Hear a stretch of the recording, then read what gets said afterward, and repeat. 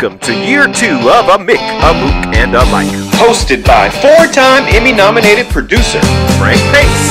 And retired New York City firefighter, 9/11 first responder, and Vietnam vet, Billy O'Connor. Brought to you by We Can Coffee Company, manufacturer of freshly roasted premium coffee blends delivered directly to your door. This week's guests played for the Dodgers, the Braves, and the Indians. Collected 2,390 hits. Brett Butler. Oh, my brother. Brother Frank, I wish we could share what we were just talking about. we really can't put that on the air. We really it's a hell of a story. It's a hell of a story. But I was young, Frank. I was only 20. I remember coming back from the encounter, though. I tell you the truth. I took the public bus, and the woman next to me on the public bus kept going, looking at me and going, what this dirty look like? Because I smelt the whole side of my face. No. You're getting too deep into too it. Graphic. You're getting too deep. We're only talking about food, Frank. Yeah. Oh boy! Save me. Our guest today is baseball all-star Brett Butler. Wow. He's a terrific baseball player, and a terrific cancer survivor, and he'll be a terrific guest. 3 T's. Yeah, he will. Boy, he played for a lot of teams and terrific leadoff hitter. And by the way, every one of those teams, I think, won a pennant when he played on them. So that says something. Another like the glue, like Flynn. Well, Flynn only played with one that won, Cincinnati. But I mean, Brett Butler, you could actually say he was the glue. I mean, and a great leadoff hitter. Yep. I remember while I was watching Ken Burns' documentary about baseball, one of the great lines, somebody said, "How do you pitch to Henry Allen?" He asked the pitcher. And the guy says, well, what I do is I throw my best stuff, and then I go back up third base. So let's talk about John Gruden for an instant. Yeah. You know how many guys there are like that in all leagues? Not just the NFL, but every league. I mean, Derek, our third man in the booth, he'll tell you because he was a black growing up in Mississippi. But He said a black, ladies and gentlemen. An African American. We're cutting that out. No, you can't say a black. I said it. A black person, possibly. A black yes, a black person. You was a black. Yeah, well, you just fucking A, man. Leave that in just to show how ignorant I am. Because okay, all right. I'm just trying to keep your. You work for Warner Brothers. Well, I consider myself woke. But that's an indication of how unwoke I really am. But isn't that the accepted term now? Would you say a black person? I mean, isn't that the accepted term? That's not what he said. He said a I'm black. A black. Yeah, no. That would be like me saying a white. Yeah, which nobody says. Well, that just shows you how ignorant I am. Yeah, I don't. And I think I'm unignorant, and then I say a stupid thing like that. It's like Reggie Jackson. Mickey Rivers said to Reggie Jackson, no wonder you're screwed up. Your name is Reginald Martinez Jackson. You got a white man's first name, a Spanish man's second name, and a black man's third name. But you know what? When I was growing up, and again, obviously, if you're growing up in the 50s, chances are you're prejudiced. Also, why did I even have to say black? Exactly. Or why did I even have to say black man? I said he was a man growing up in the South, which, when I think about it, of course, it's a stupid thing for me to say. But, But yeah. But he's not Italian, like. He could be. He's lighter than a lot of Italians. Some of my best friends are Italian. There's Frank Pace, there's Billy Martino, Richie Arzo, there's Derek Harris. My best friends are Italian. I can't be prejudiced. He could, like Franco Harris is Italian. As Italian and he's black. Do you ever notice every time an Italian guy gives you advice, he goes like this at the end of it, but what do I know? You know what? Every Italian guy goes, but what do I know? This way, if you take the advice and it ruins your entire freaking life, at least they bailed out. But what do I know? It's like, with all due respect. Every line. time Woody Allen says, with all due respect, Here it you comes. know something bad is going to follow. That's my favorite line of all. And you can say anything to an Italian guy as long as you preface it with all due respect. You say, with all due respect, your sister, she's a bit of a whore. With all due respect. We got to move that. A bit of a whore. Not a whore, but a bit of a whore. Oh, yeah, I love that line. That's a get out of jail free card. That's a terrific line. Yeah. And some guys, the real volatile Italian guys, you got to preface every line with that. With all due respect. Oh, yeah. because everything's about respect with Italian guys. By the way, I don't know whether we talked about this yet. We might have. Did you see The Sons of Newark? Yeah, I thought Oh, it was awful. Terrible. It was awful. Oh, was it bad? Oh, Yes, it was awful. and Oh man, you do That's too have bad. to see the entire series to know what the hell Christopher Moltisanti's voiceover is all about. Oh, Yeah, but I mean, the thing that gets me is David Chase is obviously a genius, right? Well. No, He was a genius with one thing. Sopranos. And here we go. He was very good with a lot of stuff. He was only a genius with Sopranos. but correct me if I'm wrong. This is your racket. This is your business. You know this business. I don't. I'm looking as a guy who just wants to be entertained. But when he gave the idea to do this Sons of Newark, this is right out of the page of The Godfather. I mean, when The Godfather was first released with Brando, when they said they were going to make Godfather 2 and they were going to go back to his youth, how he became the Godfather, I thought it was going to be shit, but it was a great movie. You know, it turned out to be a great movie. Right. So this is basically the same thing. He says, I can make a lot of money by showing him how James Gandolfino got to be Yeah. who he was. Yeah. And it was complete shit. Yeah. Well, that means he's not a genius anymore. Yeah, but- No, that's exactly what it means. It means it's not a genius anymore. He was, with all due respect, with all due respect, David, you're far more of a genius than I'll ever conceive of being. So let's get that right on the table. But he sold out for the money. yeah, it was definitely take the money and run. So, and yeah, I got a question. casting James Gandolfino's son as the son would have been inspired if he was really, really, really good. But I didn't find He wasn't bad. Yeah, he was. He wasn't. He was mediocre. He was mediocre Yes. at best. Yes. He was mediocre at best. And there's a lot more. There's a lot better trained actors that could have done that part. Without a doubt. And the guy that played Silvio with the hair. That was ridiculous. They could have got a puppet to do that. I mean, really, they could have brought out a wooden fucking puppet and do that. It was ridiculous. It was ridiculous. Ridiculous. It was ridiculous. But like you said, And by the way, Gandolfino's kid. by the way, don't think you're going to get a buy, John Gruden. We're going to still get you yet. So Yeah, I want to go back to John Gruden. Yeah. I'm good with that. But Gandolfino's kid, like you said, Gandolfini, no? Gandolfini, whatever. You know those kids. He said, Uh, hey. My best friends are Italian.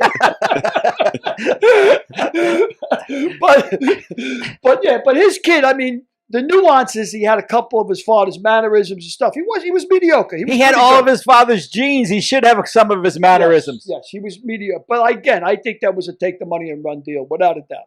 The Well- script was awful. The script was absolutely Go ahead. awful. Sorry. Okay, Sorry, go ahead, Derek. Excuse me. Well, the question I have is it possible that maybe his name is just on the series? Absolutely impossible. Really? Absolutely no fucking way. His imprint is all over that. Okay. But it was a shit script, don't you think? And you know what? Even I don't think he wrote the script. If But he approved it. he approved every word of it. That's all him. I mean, he's the guy. You were telling me the executive producer is the conductor. He's the guy who puts it all together, Yep. right? Yeah. But I mean, the fact that we could talk about Gandolfino, whatever the hell his name is, about the kids acting, shows you how bad all the rest of the acting was. And one of the guys in the show was a friend of mine. With the comic Uncle Joey. Right. He had a bit part that he got his head blown off in a minute. With Joey Coco. Joey Coco Bots. No, Joey Coco. What the hell's his last name? Coco Melon. Yeah, but he was. He's a comic. Let's keep going. Coco Nut. Coco Nuts. Coco Melon. My granddaughter watches Coco Melon all the time, so that's why I got Coco Melon. I got Coco Melon on my melon. That's what we should have wrote. It's a children's book. Of course. Underpants. It was a good thing. You say the word that was a hit. underpants, it's funny. There's a Captain Underpants, and the thing is selling millions. When we did Girl Meets World, Ben Savage in Boy Meets World used to say underpants all the time. It was a huge joke. Underpants. Underpants. So when we did Girl Meets World, we tried to do the underpants joke again, and the Disney Channel said, we don't want that. Standards and Practice doesn't like underpants. It's crazy. And that would be about the most benign way you could say underwear, right? Underpants. I mean, it's under your pants. What? It's not brain surgery. So you want to go back to Gruden? Yeah, coming up, I'll just remind our audience that Brett Butler will be joining. Brett Butler, the baseball player, not the comedian, will be joining us in a couple of minutes. So they don't have to listen to us two mooks for the whole show. We got somebody actually interesting coming on. Yeah, we do, but we're on a roll, so keep going. Well, you want to go back to Gruden? I tell you what, notwithstanding the racial aspect. By the way, the person who thanks John Gruden the most is Urban Meyer, because he knocked Urban Meyer off the hook. He got off the hook for the lap dance. For the lap dance. Yeah, I mean, he's not off the hook with his wife, and he's not off the hook with his team, but he's not off the hook like John Gruden is off the hook. He's way off the hook now. Well, he's off the hook. He's in London too this week. Yeah. So he's off to London to play. Jacksonville's playing in London, but. For the misogynist aspect of it too, that's got to be a part of the game. I mean, that's the NFL all the way. Keep the women off the field, keep the women referees now, and all that stuff. They can't be happy about that. That's a men's club. That's America. Yeah, it's a men's club.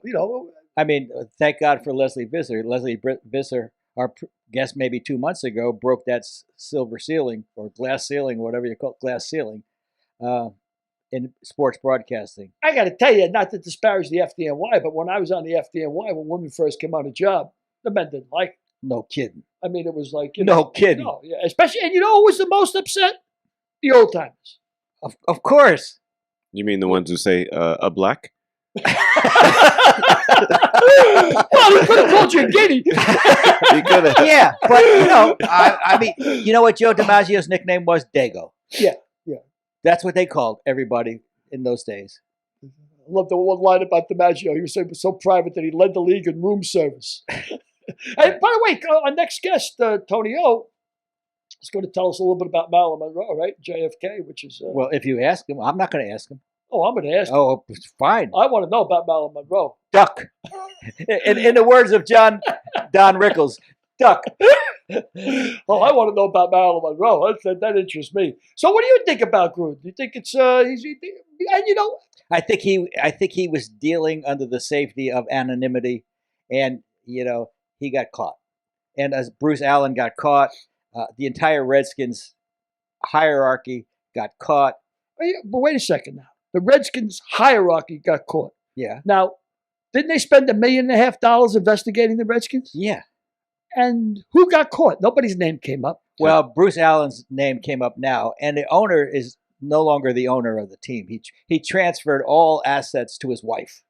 It's not me.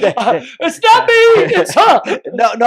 No. Since the protection. Since it came out, since they've been under investigation for 3 or 4 or 5 years, going back to misogynistic front office. So Dan Snyder, who is the owner, absolved himself from everything with the league by saying, I'm going to step aside and I'm going to transfer everything to my wife. So John Gruden got caught, and they were investigating 650,000 emails, and some, I don't want to say wise guy or some smart ass or some investigator found a couple of emails, and a dozen or so more emails to Bruce Allen, who was George Allen's son, who was at that time president of the Washington Redskins. And that's how it came up. Don't we go back to the beginning of the league? Wasn't Jack Kent Cooke the most racist? Yeah, but that all goes without saying. Washington Redskins. Yeah, that all goes without. Everything that happened in the past is better left in the past, but it comes out. They were the last to hire a black. Yes. Hey, you know what? I'm just gonna let you guys know that we could easily throw hands in here. I'm an artist. I don't know. I'm an artist. Yeah. It's art. It's art. He's talent now. Yeah, exactly. My fingers. I got the fingers. I can't mess with my fingers. It's like the piano, Yeah. Well, that's enough of us. Yes, I think we should definitely. Before we go to Brett, we can talk about our sponsor, weekendcoffeecompany.com. Freshly roasted coffee beans direct to your door, and they deliver. What's that they do for? They do for first responders and for military vets. Every 10 bags, they buy us a bag. So I didn't know you were a Southpaw, Billy. yeah, I'm turned into a Southpaw. Southpaw because there's coffee mugs. Their coffee's great, but they got to learn on what end to put the logo on. Yeah, they're in the coffee business, not the coffee. We got a logo on the head too. Maybe, who knows? They're in the coffee business, not the coffee mug business. They're But I'll tell definitely you, in the coffee I'll tell you a business. quick story about the logo on the bottom. Howard Storm, our previous guest, he was managing a fighter. He managed a lot of fighters. He managed Tony the Tiger Baltazar, who challenged Jeff Chandler for the welterweight championship of the world. And Jay Thomas and I, my friend Jay Thomas and I met Howard through Jay when they were doing Mork and Mindy. Jay said, "Let's go see Howard's fighter." So Howard said, "I was pushing pony shoes at the time." So Howard says, "Can I get some boxing shoes for my fighter?" I said, "Sure, no problem." So we get to the fight, and we don't see Howard, and his fighter's supposed to be the first guy up, and we're on a second fight already. And what the hell's going on here? So we saw Howard, and I said, "Howard, what the hell's going on? Where's your fighter?" He said, "Oh, he got knocked out in the first round." I said, "Hell, we should have put the logo on the bottom of the shoes." I knew you were going there. You're going to put the logo on the bottom of his canvas back. Yeah. Done. Yeah. First round, out. Yeah. No problem. Yep. All right, let's get Brett Butler. All right. I would like to request a full story of what happened to Pony in a future episode. Yes, and I'm going to change my glasses now, so when I come back, you'll see me with a different set of glasses. And are they going to have the Pony logo? No, actually, they're going to be these glasses because I can't read and take them off. So, well, I'll just do it right now. Yeah, why And, not? well, Like dealing with Clark Kent. I'll He has do to it tell while us up front. Don't recognize Wait, it. exactly. Exactly. Okay, I'm going to do it right now. You can get Brett. All right.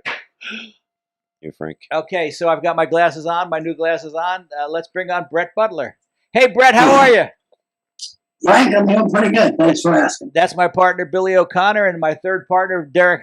Hello, hello. Derek Pleasure Harris. to know Hello. you, Brett. Pleasure to know you. Thanks for coming on the show, pal. Really appreciate it. So, Sure. Brett, this is like the National League Brett Butler series. First, we had the Giants, the Dodgers. Now we got the Braves, Dodgers. What's going on here? Well, you couldn't get a better rivalry than what you have going on now. Maybe the Yankees, maybe Boston, but I lived it. Both sides of it. Know how it feels. We can talk stories all day long about how each side feels about each other, but man, it's a classic series. So why don't you tell me one of those stories? Tell me one of those stories from the Giant perspective. Tell me one of those stories from the Dodgers perspectives. And then tell me one of those stories from the Braves perspective about the rivalry. Wow.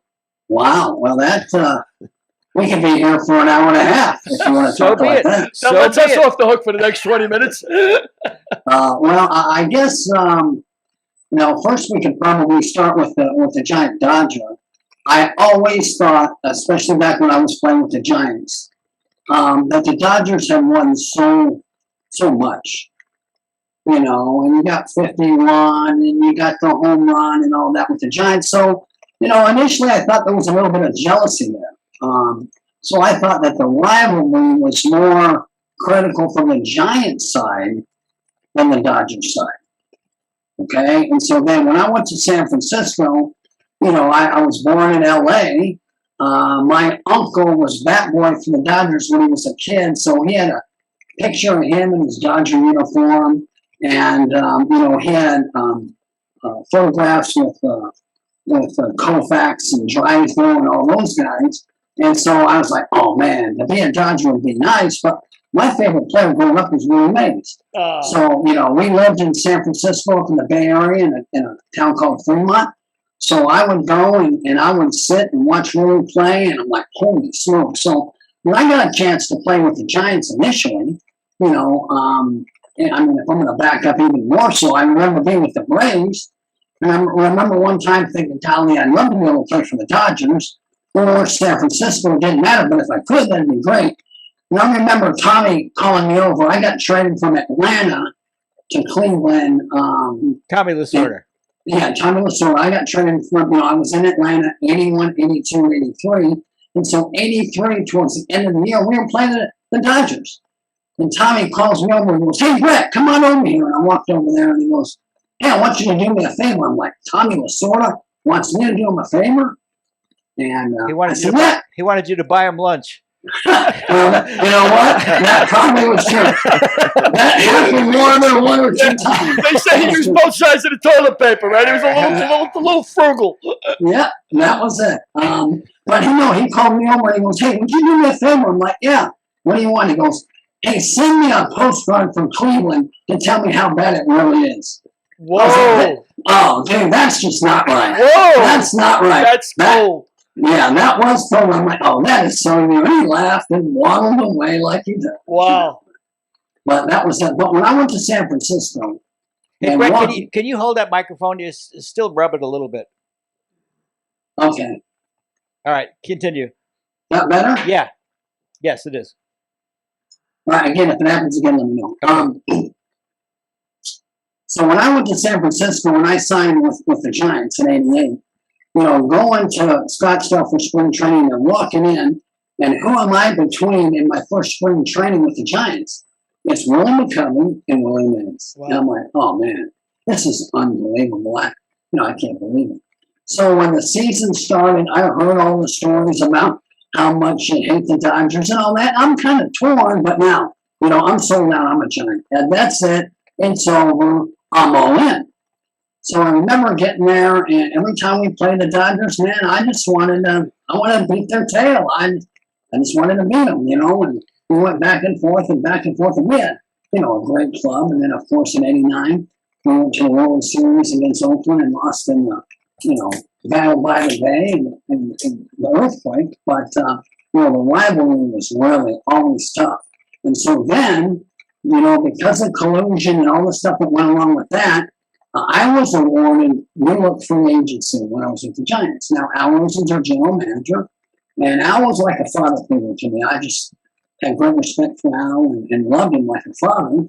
And so when I was awarded New Look Free Agent, my agent, Dick Moss, and him talked about, we got to work out a new deal and whatever may be the case. And I don't really know what went down there. I don't, because I'm in political meetings.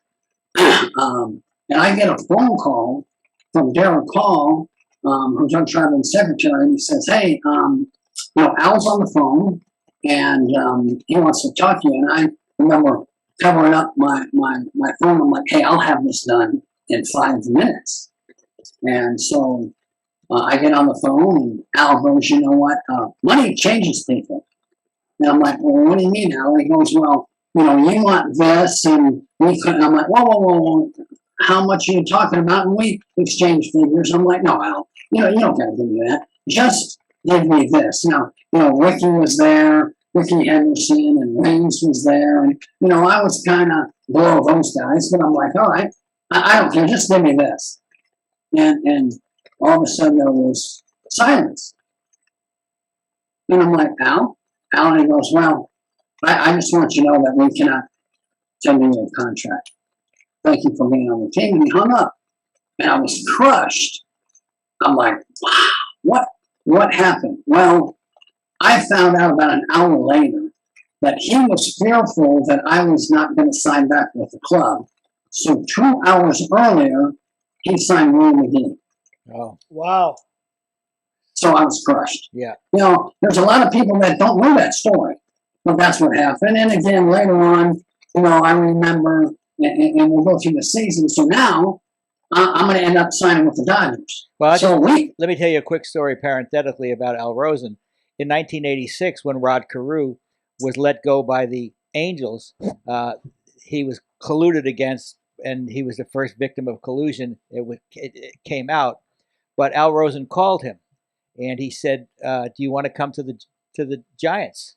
We'll make you a part-time pinch hitter, and you'll play." And Rod just said at that time, it was May, and he said, I don't think so. I don't want to start all over in a new league. I'm 40 years old. It's not that important to me." But that's the kind of guy Al Rosen was in 1986.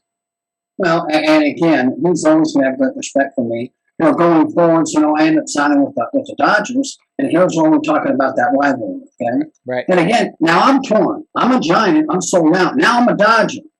I understand how it is, okay?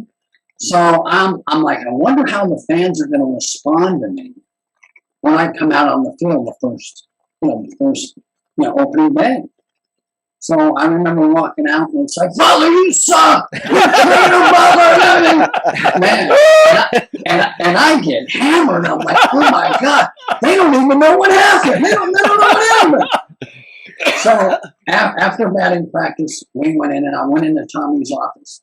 And I said, hey, Tommy, I have to sever my relationship with the Giant fans. And Tommy, the character he was, he's like, what do you want to do? What do you want to do? And I'm like, all right, we're going to go out there, opening day. They're going to introduce all the players, and then they're going to introduce the starting lineup. I said, I know they're going to introduce you first. You're going to waddle out there. And I said, when I come out as the first hitter, I'm going to put my hand out. I want you to grab my hand, and I want you to pull me in, and I want you to give me a big old bear hug. And oh my gosh, he played that to the hilt. And I want you to know, we almost got booed off the field. Wow. And I'll tell you how long that lasted. Is remember now, I was there every time I went in a Candlestick, I got booed. Remember when Candlestick, they were closing it down, they were moving it to the new ballpark, Right. And they invited everybody out, and Mays came through the center field fence. They picked up the plate, and they helicoptered it over to the new ballpark. When they introduced me then, I still got booed. That's how that works. That's how it works. Yeah. Yeah. Well, that's crazy. So when you thought that the Giants, that the hatred for the Dodgers would be more for the Giants because they were jealous of what the Dodgers had won, but the Dodgers had just as intense hatred for the Giants. Well, you know what? I think the hatred was there, but me living it, it was more so like, we just won more and they're jealous, and that's kind of how they played it off. Now, I don't believe it's like that now. Why? Because of all the winning that they've done, Yeah. All right? And so now I think the rivalry is more probably equal, not so much jealousy, just we're going to pound each other and the best team's going to come out, and that's kind of how it worked. And, so then to finish the story, at the end of the season, we end up in San Francisco. And I get a tap on the shoulder. And again, as you talked about, Frank, how Al Rosen was, I get a tap on the shoulder and turn around, it's Al. And he goes, you know what? I was a good player. And he goes, and I'm a good general manager. But he said, you know what? A day doesn't go by where I didn't realize I let my ego get to the situation. And I know that if I would have talked to you, it would have turned out different. I'm sorry I did it that way. Well, that's a great That's story. classy. That's pretty classy. Yeah. Yeah. And I hugged him. And then when, he was starting to get over, I called him on the phone, when he retired, and I called him on the phone and I said, you know what? I've got great respect and admiration for you. You're like a father for me. Thank you for everything you ever did for me. And I just wanted him to know that because that's the kind of guy that he was. Wow. How do you think? What do you think of this year's race and how it turned out with the Dodgers beating the Giants as they did? Well, again, it was as expected, on both sides, and I was sitting with some friends and family watching the last game. And in about the third inning, I said, guys, I want you to understand something. This is how baseball works. I'm not saying it's going to happen, but I've been in the game long enough to know. You know who's going to be the hero in this game tonight? And they're like, who? I'm saying it's going to be Bellinger. You know why? Because he's had such a bad year. This will erase all that stuff. If he can get up, I wouldn't be surprised if he hit a home run to win the ball game or something like that. Wow. And so as it started to go down, they were laughing, and quite frankly, that's how it worked. I think it was anticlimactic. I think that the umpires should not be able to decide in a manner like that. Hopefully there could have been a review or something that they can maybe change it.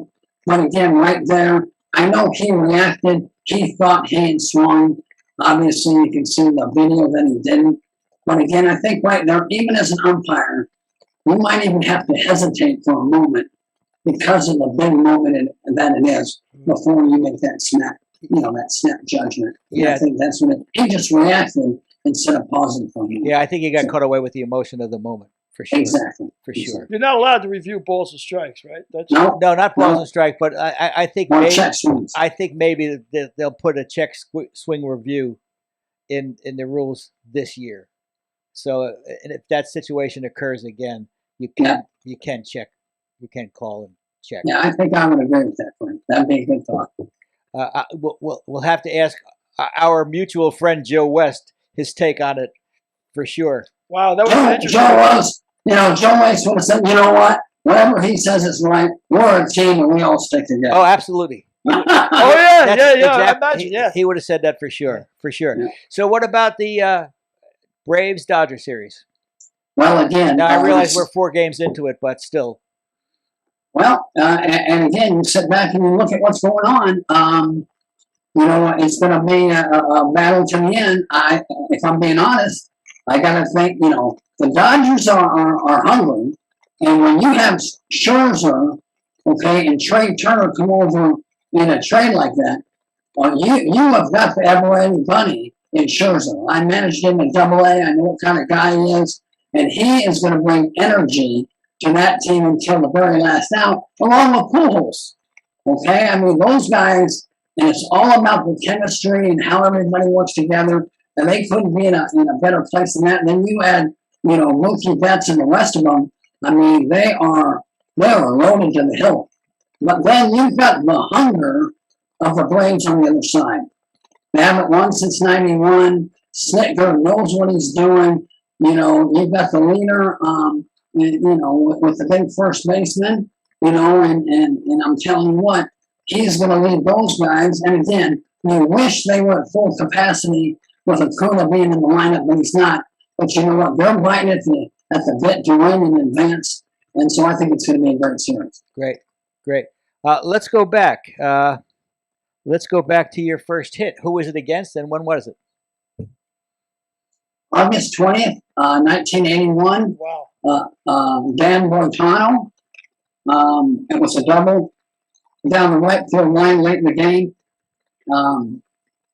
I think I was able to steal a bag, score a run, we won the game, and it was just a memorable moment for me. Yeah. So you mentioned stealing a bag. You stole 590 bases in your career, and that was the first. Now I got to correct you, Frank. 558's the number. I was always accused of, you always know what your stats are and all that. I'm like, well, you know what? If I do my job, then I'm going to help the club. But Okay. 558. I gave you a few more than you had, but maybe that's counting. Maybe I just made a mistake. So that was the first one. Do you think the stolen base is a lost art today? I think it has. I think it's diminished quite a bit. Those guys that can run still run, but I think a lot of them probably don't have the green light. I ran it when I wanted to. And when I got thrown out once or twice too many times, that's when they shut me down and said, you just wait, and I'll let you know. Did you run whenever you wanted to with every team you played with, Brett? Every team I played, Wow. unless but my stolen base percentage was low. I was in the low 70s, which isn't very good. So there was a lot of times, like when I was in San Francisco, I had Robbie Thompson hitting behind me. If I could steal the pitcher, I'd say, hey, Robbie, give me a pitch or two to steal. And if I couldn't, then I'd say, hey, let's hit and run second pitch. Roger Craig never knew any of that. We did that on our own. And I think they don't do that as much today. Well, Rod always said Rod hit second a lot of Rod Carew hit second a lot of times in his career, and he said if let's say Gary Pettis got on first, I would give him one strike to steal a base, and after that I was free to swing away. That's right. Just an indication that Rod only needed 2 strikes, only needed 1 pitch. Wow. He could give one away. But Well, you're that was the right. same way. Well, and that's how it was, but I don't think it's like that today. But even more so, you can talk about the stolen base, but I tell you what, it drives me absolutely nuts watching these kids not bunt. Well, that goes back to Bellinger. again, Bellinger's the classic example to me of a guy who went 2 for 52 at one point in the season, toward the end of the season, and he didn't lay it. He didn't, and they were shifted. Everybody was on the other side of the field. He could have bunted down the third baseline and got doubles if his ego would have allowed him, because he could have broke the streak bunting. And I don't ever saw him lay down a bunt, because I remember Mickey Mantle was a great drag bunter. Steve Garvey laid down a bunt, was a great bunter, and all of these guys' egos getting away. What's your take on that? Well, let's take the check on ego, because ego, in my opinion, is a negative thing. They are either unwilling, and that might be the ego part of it, or they can't. And the reason why is because nobody's explaining it, the value of that. You talked about Mickey Mantle. I had lunch with Mickey. There are times I go to New York and have lunch with Mickey. He talked more about his bunting, how that he would get 10 or 15 bunt hits a year, doubles down the third base line because they shifted them. And he goes, that helped me, so that then when they straightened up, then I was able to hit the ball, through the infield. For me with the bunting, and quite frankly, I was over at the San Diego minor league complex just a couple of days ago with a couple of their prospects, explaining to them the value of bunting. These were first-round guys. I think that one of them's name's C.J. Abram, and we were on the field. I'm like, "Do they play you back?" "Well, yeah, I'm gonna jack the ball." I'm like, "All right," but they knew I was a bunter. They played me in, and I knew if I could put the ball where I wanted to, they wouldn't be able to get me. It didn't matter where they played, but they anticipated me. I'm trying to teach you this so you can put that in your arsenal, so that when you struggle, you'll be able to lay down a bunt. Like you said, Frank, Garvey bunted. I played with the MVP and Dale Murphy. Dale Murphy bunted when he struggled. Everybody's going to struggle. This will just keep you out of that prolonged slump. And if they would just learn it, so they don't have to bunt all the time, learn it so that when they struggle, they can lay down a bunt, or when the big shift comes, they lay down that bunt, then that'll straighten them back up again, and then they'll be able to hit through, the infield. But they're either unwilling or they're incapable, and nobody's making them do it. Well, along with what you said, I think baseball considers you and Rod Carew the two greatest bunters of all time. Rod told me that at one time in his career, he didn't lay down a bunt for 3 years. And I asked him why. He said, because the third baseman was in so close to guard against the bunt, it was easier for me to hit it past him. And that's exactly true. You know the way I play. I hit the ball up the middle the other way. And so to me, it was great, because if they played me way in, I would just look for the ball middle away and just try to flip the ball by him. Right. I can remember going into St. Louis and playing them and Quisenberry pitching, and Quisenberry coming in was wonderful because he had that little underarm, and if they played me way in, that sinkage that he had, I could bounce the ball over the third baseman's head, and that was like taking candy from a baby. And so I understand what Ron's talking about there. Yeah. Also, our friend Johnny Bunch was exercised one year because he tried to break up a no-hitter in the ninth inning by laying down a bunt. And he said, it's not my job to be to go against the. I'm sorry. Let me say it again. He said, it's not my job to be no-hitted. It's my job to break up the no-hitter. And if I got to lay down a bunt with 2 strikes in the ninth inning to break up a no-hitter, so be it. I'll break up the no-hitter. Anybody that thinks other than that, okay, is not thinking about himself and his team. He's thinking about the other guy and not wanting to hurt his feelings. Oh, that's what's going on right now in everything in life. Forget about somebody's feelings. That's the bad guy. That's the opposition. That's the enemy. And I don't know how many times I lay down a bunt to break up a no-hitter and get yelled and screamed at. And I'm like, are you kidding me? That's my job. Let me ask you an uninformed layman's question, both of you. we're talking about egos getting in the way of bunting, and maybe it's a lost order. If a manager tells you to bunt, don't you bunt? Isn't it his call? Well, it is. But then if you don't know how to bunt, or you haven't practiced the bunt, then you're going to give it 3 half efforts, and you're going to go walk away. And then a manager, then he'll say he won't put the bunt on again. So you're going to purposely make it out. A lot of them might do that. Really? Oh, I would think so. I'm going to tell you something. When I broke in the game, and again, we can go on forever. When I broke in the game, when I struck out, and I walked back to the bench, I got aired out by everybody. You got legs, hit the ball on the ground, put the ball in play. If you don't do that, you don't help my team. Now, you got these guys striking out, walking back to the dugout, and they're slapping them high five. Yeah, you sound exactly like Rod. Rod said the longest walk for me in baseball was the walk from the batter's box to home plate if I struck out. Well, yeah, that's exactly right. I mean, I don't understand that today. And also, Rod explained the bunt to me in the simplest of terms. He said, when you're bunting for a base hit, your first step is toward the pitcher. Number one, your back foot goes over the top, and then your barrel of your bat has to be above your handle. And that's it. If you have the barrel of your bat above the handle, you can lay down a bunt. Well, I can tell you this. I was in Atlanta 81, 82, 83. When I got traded to Cleveland, like I told you, my 2 favorite players growing up were Willie Mays, because the way he played center field. I just thought he was the greatest player of all time. In the National League, obviously Mick in the American, and we can argue that. But then, because I couldn't hit home runs, then it was Pete.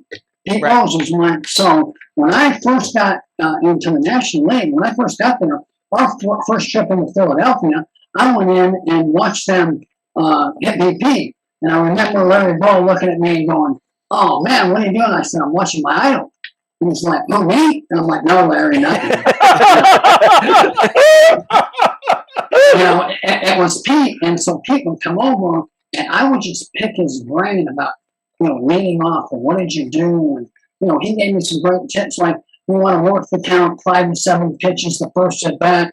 The more you do that, the more pitches the pitcher will throw, and you'll be able to get in the bullpen, earlier, later in the game, get the starter out of there. I always remember that.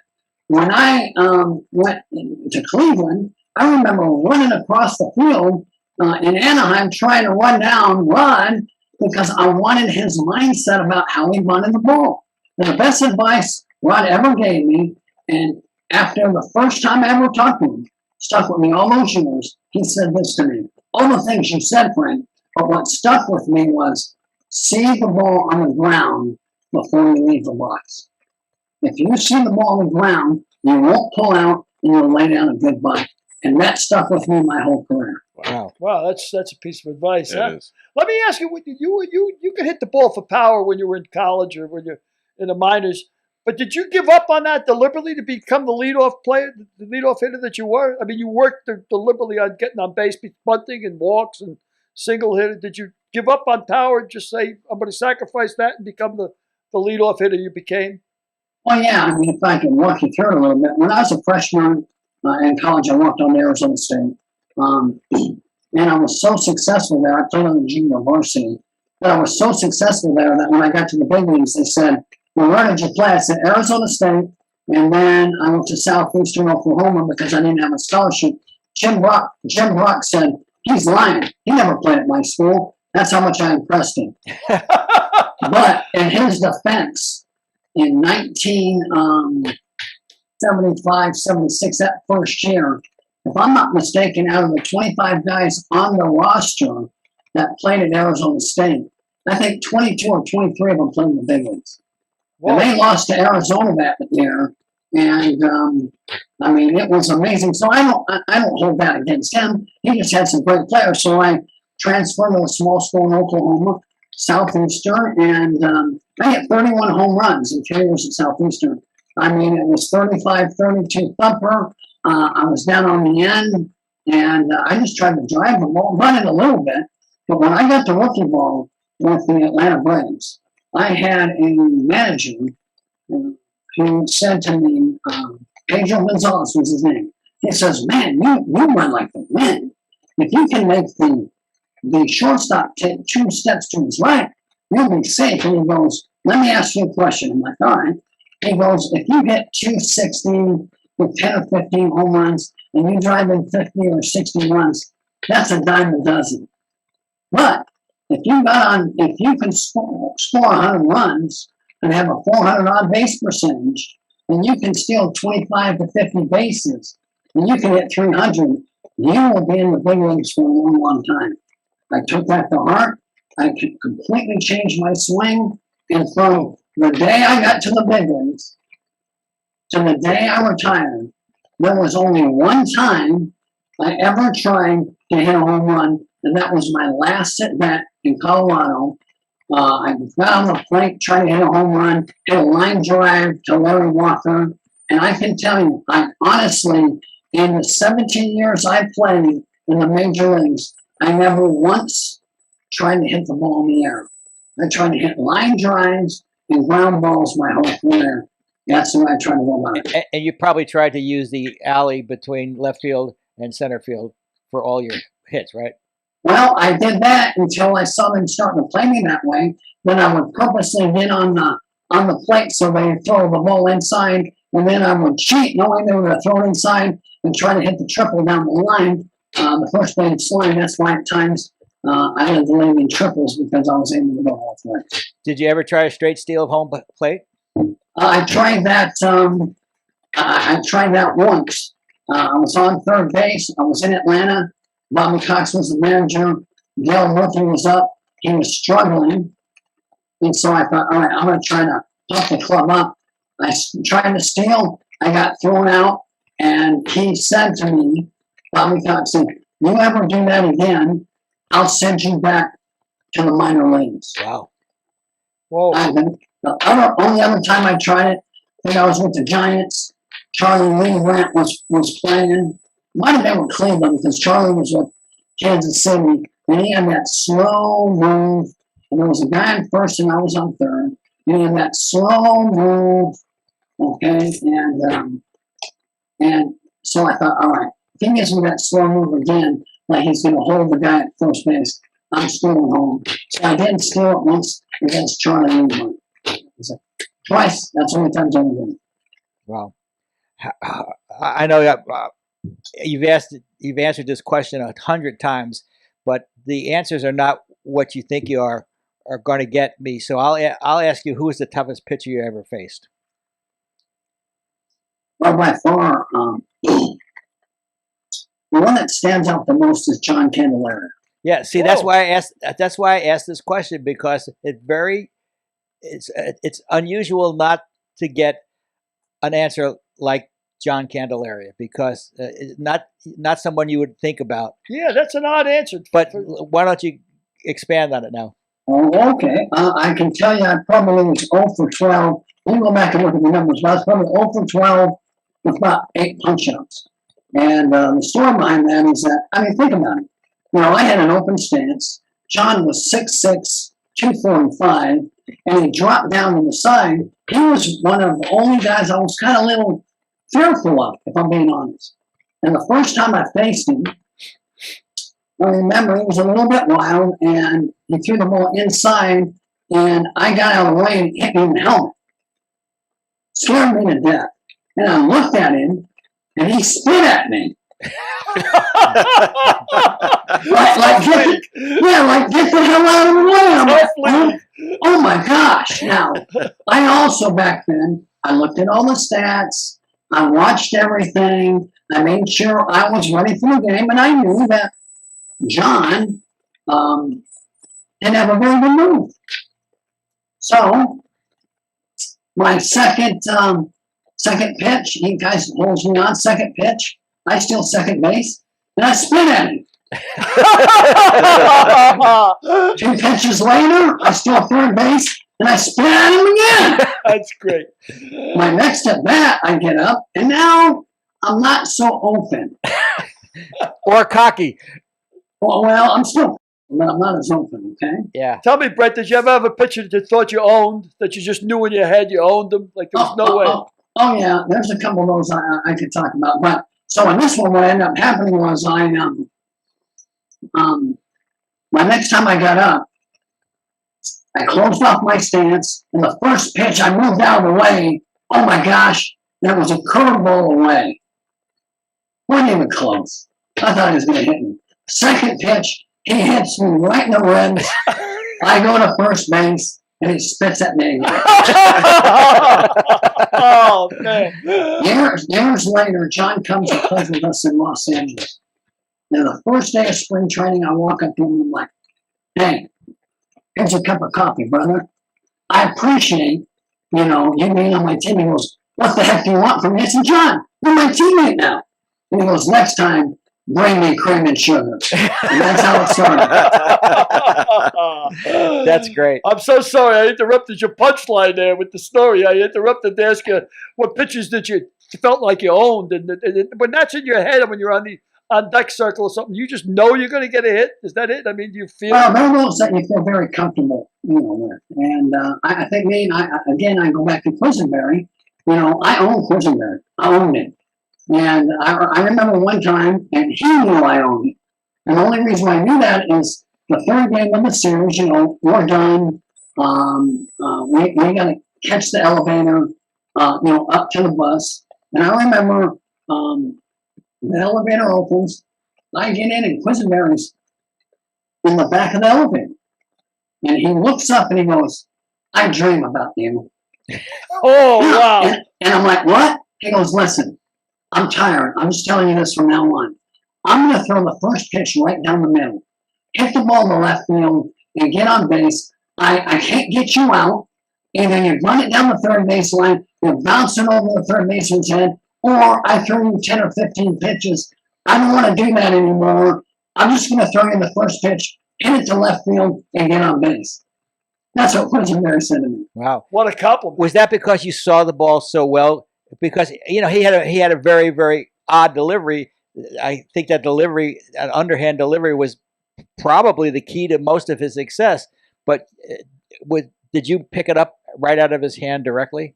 Well, he threw me a lot of sinkers. His curveball or slider, he didn't throw a lot for strikes. So anytime he spun the ball up there, I took it. I went in for a sinker and then just tried to hit it.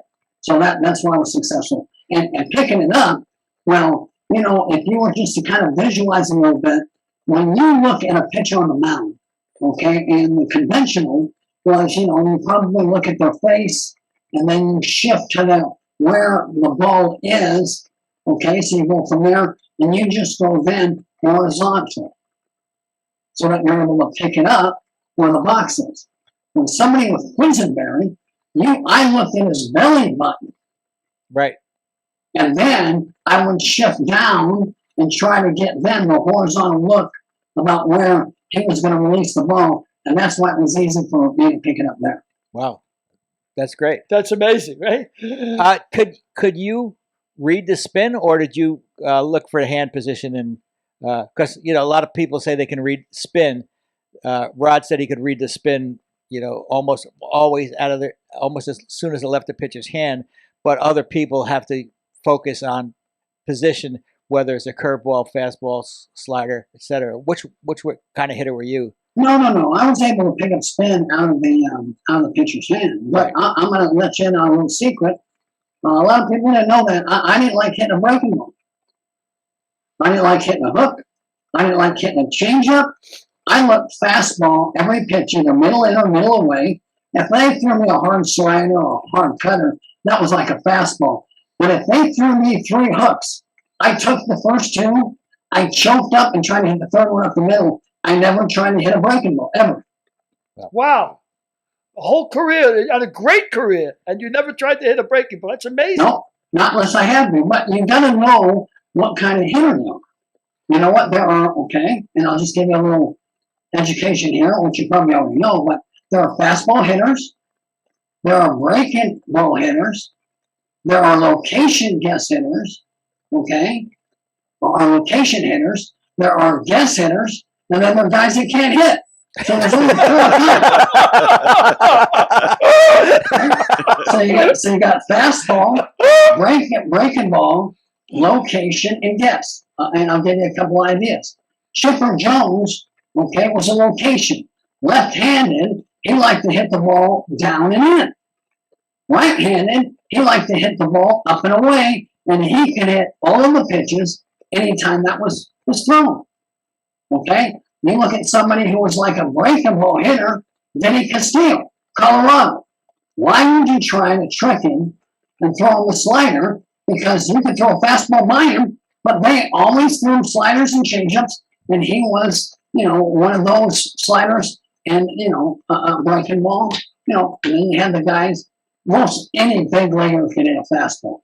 If it's straight, most any big leaguer can hit a fastball. But then when you face somebody like Maddox, who dipped and noodled and added and subtracted and in and out, up and down, he was the toughest one, other than Candelaria for me to hit. Wow, that's amazing. That's amazing, is right. Didn't Rod tell Munson? No, Rod was talking about I just had a senior moment. The guy who played Babe Ruth for you, the producer. Oh, Stephen Lang. Stephen Lang. Didn't Rod tell Stephen when he was getting cocky, let me introduce you to Mr. Curveball? Yeah, Mr. It's Curveball. time to introduce you to Mr. Curveball. Yeah. So, that is, I guess for a layman, just a whole new world. Well, Brett, let me ask you now, how can it makes me crazy having known Rod as well as I do when a hitter gets fooled on a 2-0 pitch. Aren't you supposed to pick location and just lay off it pitch if it's not strictly in that location? Okay, you ready, Frank? Yep. He doesn't know what kind of hitter he is. Oh, you mean Wow. the hitters? Yes. Yeah. Yeah. He's bailing and wailing. Look at him now. Remember what I said earlier? Yep. All right. Remember what Pedro Gonzalez said to me? Well, are you going to hit 260, 265, have 10 or 15 home runs, and drive in 60 or 70? Look across baseball now. That's what they have. Yeah. Yep. And nobody understands what their role is. Nobody. You look at a leadoff guy. You find a legitimate leadoff guy now that gets on base and tries to set the table. I mean, to me, I love Mookie Betts. I like the way he goes about, his business. But he's a lot better player than I ever will be because he's got the pop and he knows how to drive the ball. But he understands and knows the game. Okay, a guy in the 2-hole. How about now? And again, just I can get off on my bandwagon, but let me manage a team right now in regular season, and let me be the home team manager. Okay, and we're going to start with a guy in second base. I'm going to tell you this: I'll win 8 out of 10 games because the guy that's going to come up at the top of the first is going to be the guy that I've taught how to bunt, so we can move the guy to third base and then a fly ball. Okay, we're out of the game. We won the ball game. You're They right. don't do that anymore. Yeah. Wow. I was listening to Bob Gibson talk to Rod Carew one day in Lexington, as a matter of fact, at Dougie and Johnny's golf, Doug Flynn and Johnny Bench's golf tournament where Brett and I met. And they were talking about never before have they seen so many 0-2 counts become 3-2 counts. Why is that? Well, again, because again, when you have a pitcher that has a plan when he gets out there, and some of them do, but then it goes back to execution. You got to be able to execute, and throw strikes inside, outside. You have to establish the inside part of the plate, so you have the whole plate. But then, when you have a pitcher who pitches inside and hits somebody, they get suspended for 2 or 3 games because they supposedly did it. Back in the day, you hit somebody, and that's fine. That's part of the game, so that they're not, diving into the plate to be able to lift and separate and swing out their tail. Okay, then the other guy on the other team gets hit. Now we're back to square one. Yep. They don't let that happen anymore. Yep. Jeez, it's incredible. It really is incredible. You've had a lot of adversity in your life, Brett. I wish you'd maybe touch on the cancer and of course the terrific comeback from it. But I read that you think that they might have diagnosed that because of secondhand smoke. Do you think that that's possible? Well, Bill, they use that, and that's fine. But I did for a couple of years when I was a Brave, and I put on a clinic one time, And this little 10-year-old boy walked up to me and he goes, I did because you do. And it crushed me. So I thought in my mind, okay, I won't let him see me, but hey, I'll make you a promise. If you promise me you won't dip anymore, you'll never see me dip on TV again. That was in 1983. That night I went home and I said, I'm not going to do it ever again. Because I wanted to be a positive example for the kids that watch me play. And by dipping, of course, you mean chewing tobacco. Chewing tobacco, yeah. And I quit that day. 15 years later is when I got throat cancer. Could it have been a contributing factor? Maybe. I don't know. Things happen for a reason. Sometimes we don't understand. We take it as it comes and we deal with it accordingly. And, that's what I did. Did you start dipping at Southeastern Oklahoma? Actually, I started dipping at Arizona State. I remember So you were 18. I'm 18 years old. I'm on the junior varsity, and Cleet Boyer is my manager. And he goes, hey, big boy, if you're going to play in the big leagues, you got to learn how to dip. And he threw me a package of Levi chewing tobacco. And he said, take this and put it in the mouth. And I did. And as I was trying to figure out how I was going to keep from throwing up, he spit on my spikes with all that chew. And he goes, hey, welcome to the team. Wow. Wow. That's how it started. Brett, the reason I ask you so much about the cancer, not just the fact that you came back from it, but I was a fireman in New York, and at 9/11, we've had so many guys after 9/11 come down with so many different kinds of cancer. And yours was almost on your tonsils. Was that correct? I've never really heard of that before. Right? That was in my tonsil. It was encapsulated in my tonsil. So what they did is I went back. I don't know if you remember the story, but May 2nd, or I should say, right around May, right at the beginning of May, Tommy calls me in the office and goes, hey, big boy, I'm giving you a couple of days off. I was struggling, and it was like, hey, old man, you can't play anymore. I'm like, Skip, I've got this thing in my tonsil. I want to go home and get it out, and I'll be back in 5 weeks. And when I went in, they cut it out, and they told me I had cancer. So they not only took out the tonsil, but then they did a total neck dissection. They cut me from the top of the ear all the way down and across the front of my throat. They took out 50 lymph nodes. I went through 32 rounds of radiation, and they told me I'll never play baseball again. And I said to the doctor, I'm like, what do you mean I'll never play again? Well, give me a number. Is it 1 in 100? 1 in 1,000? He said, no, Brett, it's probably 1 in 5,000 that you would ever play. And I said, well, me, Doc, I'm a born-again Christian, and it was 1 in 10,000 that I'd ever get to the big leagues. So I've already cut that in half. If the Lord wants me to play again, I'll walk back on the field this year. And I think it was September 6th or September 10th. I walked back onto the field with a standing ovation in Dodger Stadium, 50,000 people, to attribute to my God that allowed me the ability to come back and play again. And I was one of those people that saw the game. It was very moving. And you wrote a book about it, didn't you? Yeah, it was called Field of Hope. It was very emotional. I was locked in when I played, and I remember getting in the box, and I was so overwhelmed. I stepped out. I got back in the box, and I started to cry. Frank, I hit the first pitch. I never hit the first pitch. I'm taking pitches, and I swung at the first pitch, grounded out to second base, and ran off the field. I just was overwhelmed with emotion. Yeah, it must have been a very, very moving situation for sure. Something I'll never forget ever in my life. And then our mutual friend and your general manager at the time, Fred Clare, developed almost the same kind of cancer, didn't he? He did. Yeah. The same kind of cancer. And, to finish that story, when I was sick and I was there, okay, Fred and his wife, Cheryl, they flew and spent a couple of days with me. That's the kind of person he was. Yeah, they're a great couple. Fred belongs to a golf club nearby in Glendale, California. I see Fred a lot of times and talk to him very often. They're special people as well as Neil Marlins. When I was sick, Peter told me, you can take my private plane and go anywhere you want. That was the family that I miss in baseball.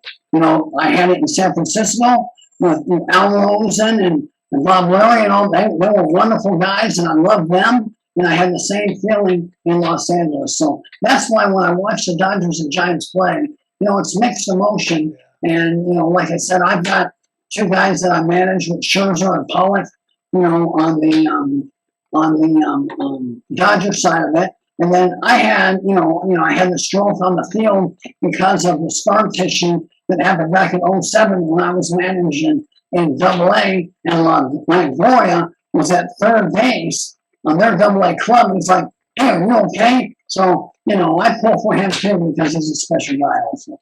Do you feel the stroke that you had hurt your chances to manage in the major leagues? I was told that. When I retired in '97, I was out 5 years, and I remember one morning at breakfast, my wife Evelyn said, "Honey, you have my permission." I'm like, "What are you talking about?" She goes, "You get back into managing if you want." I'm like, "Well, you don't know what you're saying." Because if I'm going to manage, my goal, just like I was as a player, to be the best leadoff guy I can be in baseball, I'm going to manage in the big leagues. So I remember calling Fred Wilpon because during the strike in '94, '95, Fred kind of broke ranks a little bit. He offered me a contract. I went to New York, was there for 5 months before they traded me back to the Dodgers. And I said, "Fred, I'd like to manage your working ball club." And he said, "All right." So I managed the working ball club. And then that next year, Bob Melvin allowed me the privilege of being his first base coach. And then I wanted to manage. So I went to the minor leagues. They were making changes at the big league level. I went to the minor leagues. Derek Call was the president there. He was our PR director with the Dodgers. Derek and I got a great relationship. I said I want to stay in the organization. So I managed an A-ball in Lancaster, had Mark Reynolds, and I had Upton, and I managed in Double-A, and and Upton and Reynolds, and had Scherzer there. And then that's when I had the stroke. So then they thought that affected my health. So I was a roaming outfield base running guy in '08, and then we moved the AAA club from Tucson to Reno, and they built a brand new team there. And AJ Hitch was our minor league director. I said, "AJ, my health is fine. Let me do that. It's a brand new organization up there. And he let me, gave me the privilege of managing there for 5 years. And we won in 2012. And then I was a third base coach in Miami, 14 and 15. And I had one interview with Charrington of Boston right before, over the phone, right before they gave that job to Valentine. Mm-hmm. Wow. And other than that, nobody has ever called me in to give me an opportunity to manage a ball club. And for whatever reason why, couldn't have been my health, I'm probably thinking that was it, because I was all primed and ready to play, just never had the opportunity. Well, I wasn't ready for that. George Lopez told me that when he was having his kidney transplant, I said, "Why didn't you tell anybody?" I mean, I knew because I was like the general manager. I was like the general manager of the George Lopez show. And he said, because, the dented tomato can in the supermarket, why everybody passes it by, I didn't want anybody to think about me as a dented tomato can. And that's obviously what happened to you. Yeah, I think that was the case. I mean, sure, I would have loved the challenge, just like any other challenge I've had in my life. You'll never make it. You're too little. You'll never play pro ball. You'll never start in college. You didn't start in high school. Okay, now you got cancer. You'll never come back. I just hope that at one point I would get that opportunity. But again, it wasn't in the cards. And you know what? My life is good, and I'm having a wonderful time with my wife, my grandchildren, and we've got a great life. Well, you got a Great. remarkable story, Brett. Remarkable. Wrapping this up, Derek, do you have any questions you want to ask Brett? Yeah, I do. Brett, couple questions. First Are one, they hard ones? yes, they're going to be very hard, so get ready. You mentioned that Rod had given you some tips, and I'm always curious. I'm sure this happens, but I want to know if there's some sort of tips that are shared between players, between teams. So I know maybe on the team that you're playing on, but did you guys and back in the day you played against an opposing team? Did you guys sort of have conversations not just at the game, but maybe at a bar or restaurants? Well, that's a little taboo. Okay. And I mean, I'll be honest with you, I'm not in that fit me anymore. I love people, and I love helping people. And so, somebody that was a leadoff guy like me, if they wanted information from me, you know what? Maybe my teammate, they would never know about it, and I would never do it during the year. Okay. That would always be in the winter. But I can remember, talking to one player all the time. I mean, I remember talking to Dykstra, even though Dykstra didn't want to buy it, and all that. I used to, have some conversation with Kenny Lofton, a little bit. But if they wanted some information, I do that now. I haven't really been involved in baseball in 4 or 5 years since I've been out. I got called just a little while ago from the San Diego Padres. So I went over to the minor league complex a couple of days ago, helped a couple of minor leaguers. Now I'm going over to the Texas Rangers complex next Tuesday to help a couple of guys. Nice. To me, I just love helping people. But then, never during the season. And the things about it is you pick up different things on people. I played for the Giants, and when I was on that team, we had guys on that team that knew everything about everybody on the other team. I could not bunt on Matt Williams. I could not bunt on him. He had something on me that he picked up that he would not tell me. He goes, I'll tell you, you're not going to bunt me. I'll tell you when you retire. And I'm like, come on, Manny. And we were friends, and he wouldn't tell me. And what it was is when I got ready to swing, I would swing, and I would swing, okay, and then I would hit. But when I bunted, I would swing, and I'd go a little quicker with my second one, and he picked that up. That's why, and every time I'd score, I'd go, Wow. he knew I was bunting. So you pick up stuff. I hate to play poker with that guy, boy. He can really pick it up, huh? Right, and you don't divulge that information during the Wow. Interesting. Okay, so another question I have. You mentioned, and this is along the same lines, but you mentioned possibly being a manager or manager's responsibility in helping players earlier. There's a player, and this is probably a very wrong player to pick, but there's a player, his name is Puig, that used to play for the Dodgers. Uh-huh. How could you help him if you were to? I don't think he actually plays in the majors anymore, but how could you help him now? He's playing in Mexico. If I'm managing him, the way I help him is I show him how much I care about him. Because when he knows how much I care about him and his family and stuff off the field, he'll listen to me on the field. Right. That's great. Yeah. And to me, that's the way it's all about relationship. Yep. Every single player that I was involved with in the minor leagues, I knew something about him. I had one kid, I can't remember, who was a pitcher, and he was struggling. He was a reliever, and he was struggling. And I always had my guys on the team, okay? That was kind of my pulse. Hey, if something's going on with somebody on the team, I want to know about it. Not baseball-wise. So I can come alongside.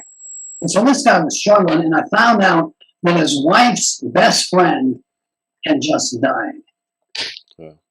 Some kind of, a tragic whatever. So I called him in and I set him down. And he put his head down because I'm going to get on him about his pitching. And I looked at him and I said, hey, how's your wife doing? And he goes, huh? I said, how's your wife doing? I know that she just lost her best friend. And I know you've been thinking about her. And that must have been really hard on you and on her right now. He opened up completely. I put him in the game that day and it went away. When they know you care, they'll listen to you. Right. That's great. Great. And then one more. I know you guys want to keep get rolling. Who's guest hitting right now in the league? Who's guessing? Probably all of those that are hitting 250 and under.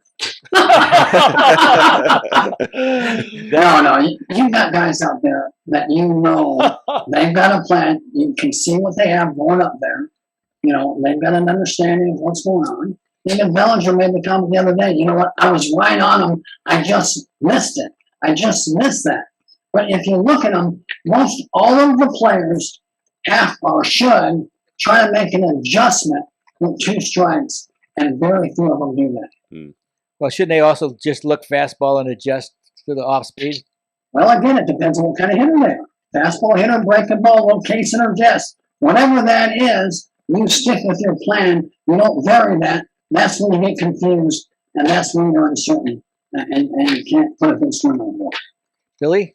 Well, Brett, I tell you, thanks for coming on the show. It's been a real pleasure. But I tell you, besides being a successful leadoff hitter, a successful baseball player, with your attitude towards life and the way you treat people, I have a feeling you would have been successful in just about anything you did, pal. So it was a real pleasure to meet you and a real pleasure for you coming on. And thank you. It was an honor, really. Well, thanks, boy. I appreciate that. But again, when you sit back and you have to think about life and think about, we're born and we're going to die. What are you doing with that dash in between your life? For me, I want to be a positive example, not a negative. And I think we got a lot of negative examples in this world. And I just wish that people would take a little bit of inventory and say, how can I be a positive example today and go out and do it? I think we'd be a lot better off that way.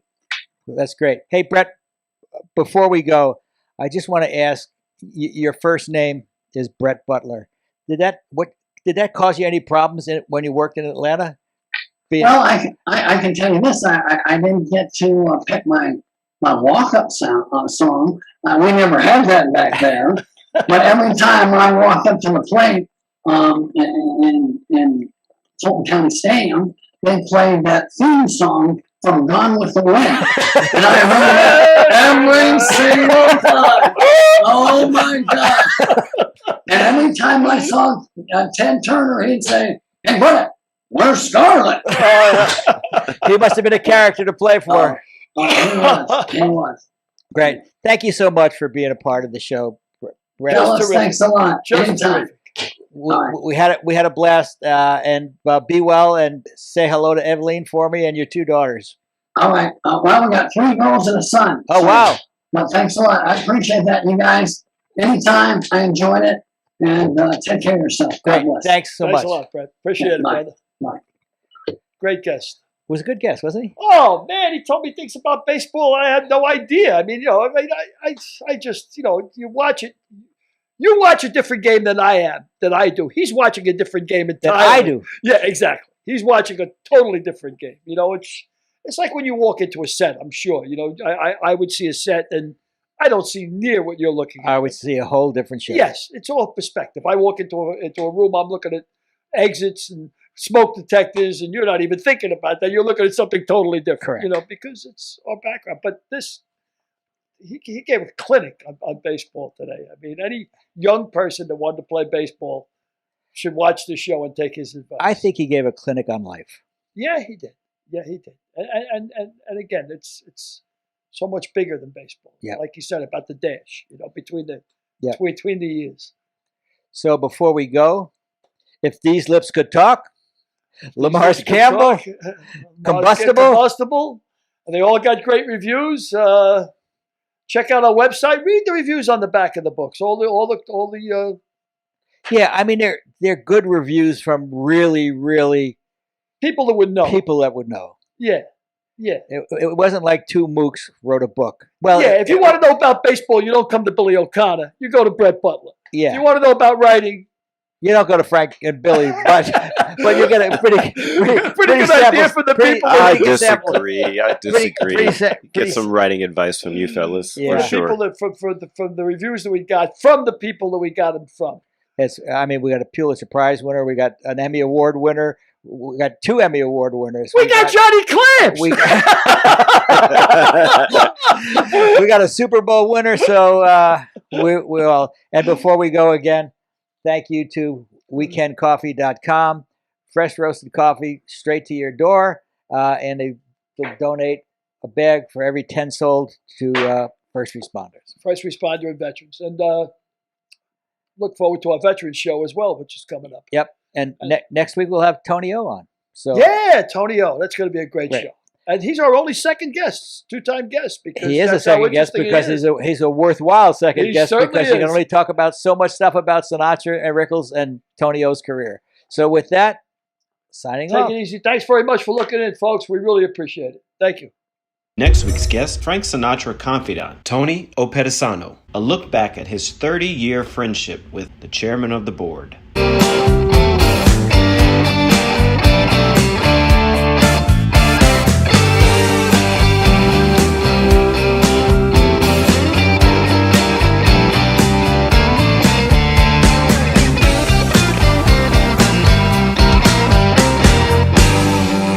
We'll see you next week.